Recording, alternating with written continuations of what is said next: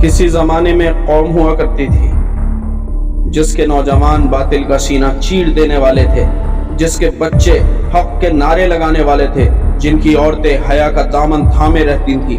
वो जांबाज थे, वो जंगजू थे, वो घोड़ों की कमर पर जिंदगी गुजार दिया करते थे। वो मैदान जंग में डट जाते तो कोई उन्हें उखाड़ नहीं सकता था।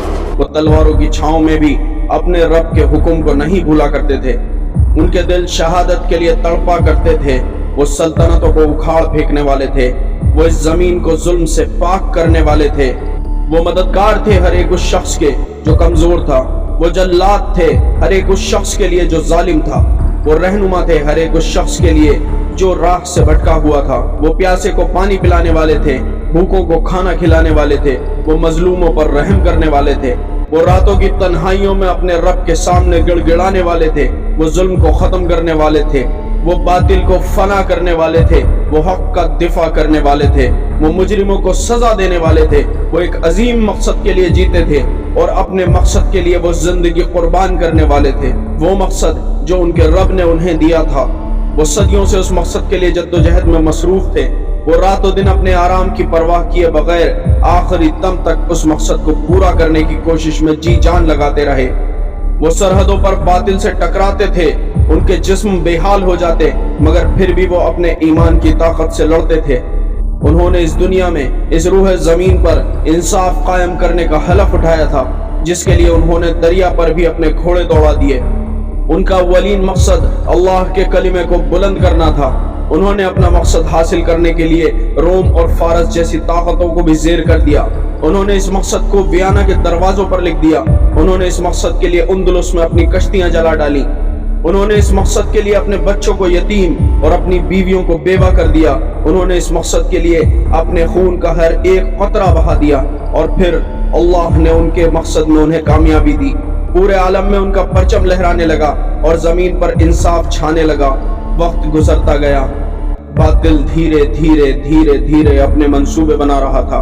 वो खामोशी के साथ सदियों अपने मंसूबे बनाता रहा और खामोशी के साथ अपनी चालों पर काम करने लगा। ये कौम उन बातों से बेखबर हो रही थी, यहाँ तक कि बातिल दुनियावी आसाइशों के साथ इनके सामने आने लगा। मगर अब वो लोग कम हो गए थे, वो लोग मर चुके थे, वो लोग खत्म हो गए थे जो बातिल की इन चालों को जान सकते या उनका एहसास कर सकते। इसलिए लोग बातिल की चालों में धीरे धीरे फंसने लगे और आपस में इख्तिलाफ पैदा होना शुरू हो गया। इस बार बातिल का हमला मैदान जंग में नहीं था, बल्कि उस कौम के जहन पर हमला किया गया। बातिल ने फिर उस कौम को रिवायती दीन में उलझा दिया। वो लोग मामूली सी मसाइल में भी आपस में एक दूसरे से इख्तिलाफ करने लगे। वक्त और बीता और हाल ये हो गया कि वो बातिल को ही अपना रहनुमा समझने लगे। वक्त और बीता और वो बातिल के हाथों इतने मजबूर हुए कि गुनाहों को गुनाह समझने से कासिर होने लगे, यहाँ तक कि वो अपने असलाफ के कारनामे भुलाने लगे और एक शाहीन नुमा कौम होते हुए एक चूजे की जिंदगी बसर करने लगे। मगर अभी और भी बहुत कुछ होना बाकी था।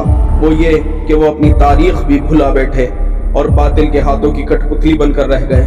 मगर शायद कहीं ना कहीं उनमें एक हरारत बाकी थी, उनमें एक उम्मीद बाकी थी।